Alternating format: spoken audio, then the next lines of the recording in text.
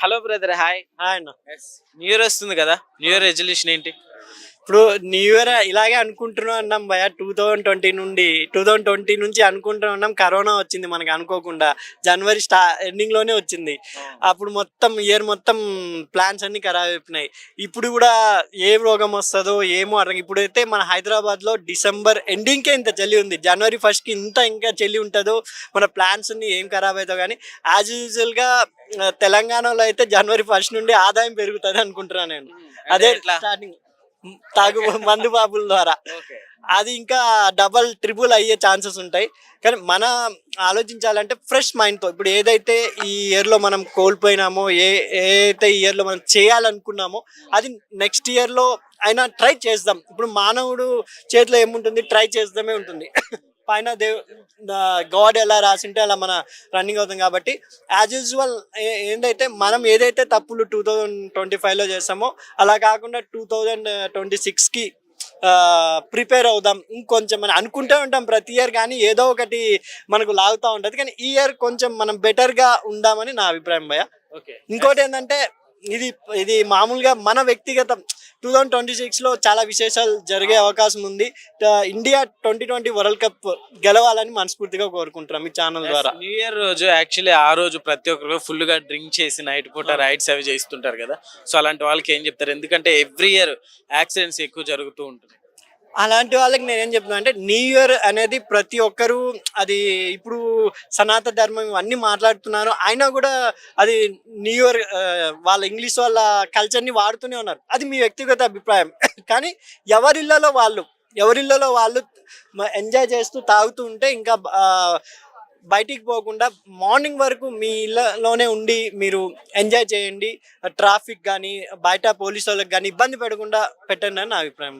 ఈ 2025 ఎండింగ్ లో అంటే గడిచిన ఒక 2-3-4 months లో చాలా యాక్సిడెంట్స్ చూసాం, బస్ యాక్సిడెంట్స్. సో అట్లా మీ లైఫ్ లో మీరు చాలా సాడ్ గా ఫేస్ చేసిన సిచ్యువేషన్ ఏంటి? నాదైతే బస్ యాక్సిడెంట్లో నిజంగా ఇప్పుడు మనకు ఏదైనా ఇండియాలో అది ఎందుకో తెలియదు, ఏదైనా జరిగితే అదే జరుగుతుంటుంది. మనకు 2022లోనో 2019లోనో నిర్భయ జరిగినప్పుడు వరుసగా జరుగుతూనే ఉన్నాయి. ఈ 2025లో కర్నూలు బస్ యాక్సిడెంట్ జరిగింది. తర్వాత మన మహబూబ్ నగర్ దగ్గర కంకర్పడి ఆ బస్ యాక్సిడెంట్ జరిగింది.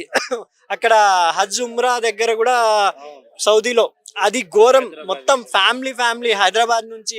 నిజంగా ఈ సంవత్సరం అలా నెక్స్ట్ ఇయర్ యాక్సిడెంట్లు తగ్గిద్దామంటే మన చేతిలోనే ఉంటుంది భయ. ఎందుకంటే ఇప్పుడు బస్సెస్ ఫుల్గా ఎక్కకుండా మన చేతిలో ఉంటుంది. ఇప్పుడు చూడండి, ఎగ్జాంపుల్ చెప్తున్నా, పోయిన ఇయర్ 2024లో అల్లు అర్జున్ గారు సినిమా రిలీజ్ అయిందని ఒక అమ్మాయి అనవసరంగా చనిపోయింది. ఇంకా మన వల్లే కదా. ఇప్పుడు జస్ట్ నిధి అగర్వాల్ గారు వచ్చిన రోజు కూడా ఆ లూలుమాల్ ఉండేదే చిన్నది, అక్కడ పబ్లిక్ అంతా వెళ్ళి ఆమెను చుట్టుమునేసరికి జస్ట్ తొక్కిలాట జరగలేదు. అలా పబ్లిక్ అవేర్నెస్ ఏంటంటే, ఇప్పుడు రాబోయే సంవత్సరంలో మనం ఎంత జాగ్రత్తగా ఉంటే మన చుట్టుపక్కల వాళ్ళు కూడా అంత హ్యాపీగా ఉంటారు. నిజంగా తాగే వాళ్ళకి మీ ఇష్టం, ఎందుకంటే ఎవరు ఆపండి అని చెప్పలేరు. ఎందుకంటే ఎవరిలో వాళ్ళు ఫ్రెండ్స్ కానీ కానీ బయట తిరగకుండా, ఇప్పుడు చాలా మంది బయట బైక్స్ మీద అలా తిరుగుతూ ఉంటారు. అలా కాకుండా మీ ఇళ్ళలో ఎంజాయ్ చేసుకోండి. మీ ఇంటి పరంగానే సౌండ్ విషయంలో కూడా ఇప్పుడు డీజేల ద్వారా కూడా చాలా మంది చనిపోతున్నారు బ్రెయిన్ స్ట్రోక్ వచ్చి. అలా ఏం కాకుండా ఎవరి ఇళ్ళలో వాళ్ళు హ్యాపీగా మీ మోతాదులో ఎంజాయ్ చేస్తే యాక్సిడెంట్లు కానీ పోలీసు వాళ్ళకి కూడా కొంచెం వాళ్ళ డ్యూటీ పరంగా కానీ నీట్గా ఉంటుందని నా అభిప్రాయం. ఏం చెప్తారు హ్యాపీయెస్ట్ మూమెంట్ అంటే ఏదని చెప్తారు ఇయర్ 2025? హ్యాపీయెస్ట్ మూమెంట్ అంటే నా లైఫ్లో ఏంటంటే జస్ట్ చిల్డ్రన్స్తో ఎక్కువ గడుపుతున్నా నేను.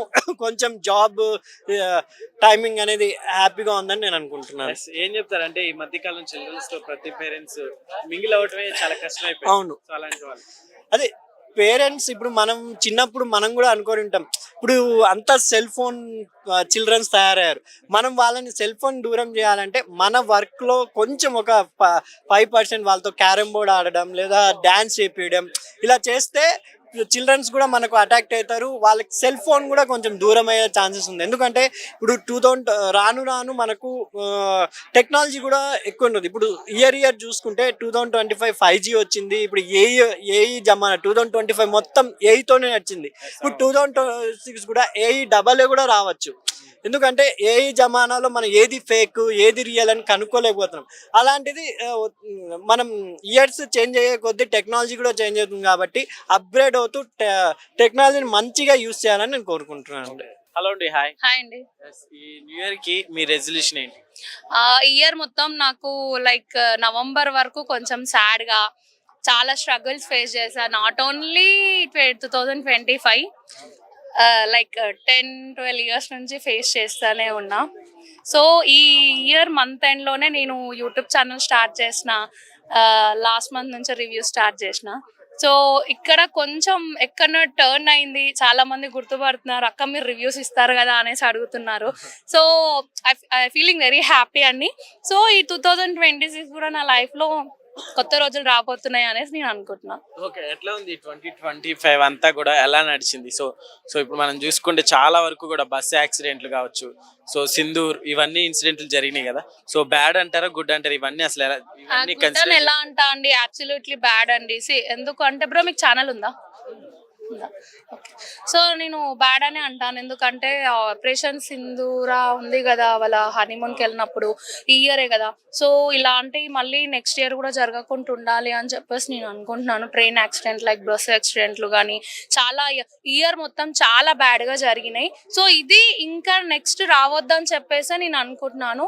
సో నా లైఫ్లో కూడా కొంచెం కొత్తగా న్యూగా స్టార్ట్ కావాలని నేను చెప్పేసి అనుకుంటున్నాను. Happy new year advance.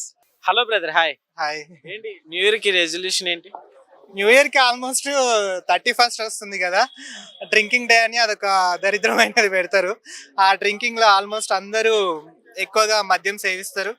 ఇంకా తర్వాత కేకులని అవని ఇవని మార్గం మధ్యలో కూడా చాలా మంది యాక్సిడెంట్లు అయి చూస్తుంటారు. కాబట్టి కొంచెం చూసుకొని చేసుకోండి. ఎందుకంటే ఒక్కరోజు ఎంజాయ్మెంట్ కి మీ జీవిత కాలాన్ని వృధా చేసుకోకండి అని చెప్తున్నాను. ఏంటి మామూలు రెజల్యూషన్ ఏంటి? ఒకటి ఉంటుంది కదా మామూలుగా ఇయర్ నుంచి ఇట్లా స్టార్ట్ చేద్దాం. కొత్త లైఫ్, కొత్త న్యూ ఇయర్ అంటే కొత్త న్యూ ఇయర్. సో పాతవన్నీ నెమరు వేసుకుంటూ కొత్త దానికి ఆహ్వానం పలకండి. మీరు అనుకున్న కోరికలు ఏది ఉన్నా సరే కానీ అయ్యేటట్టు కష్టపడండి. ఖచ్చితంగా మీరు రీచ్ అవ్వాలని కోరుకుంటున్నాను. Hello brother, hi. హాయ్ అన్న. న్యూ ఇయర్ వస్తుంది కదా, న్యూ ఇయర్ రెజల్యూషన్ ఏంటి?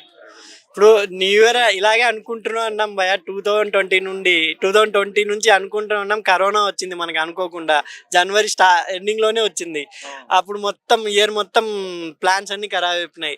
ఇప్పుడు కూడా ఏ రోగం వస్తుందో ఏమో అర్థం. ఇప్పుడైతే మన హైదరాబాద్ లో డిసెంబర్ ఎండింగ్కే ఇంత చలి ఉంది, జనవరి 1st కి ఇంకా చలి ఉంటుందో, మన ప్లాన్స్ అన్ని ఏం ఖరాబ్ అవుతావు. కానీ యాజ్ యూజువల్ గా తెలంగాణలో అయితే జనవరి 1st నుండి ఆదాయం పెరుగుతుంది అనుకుంటున్నాను నేను.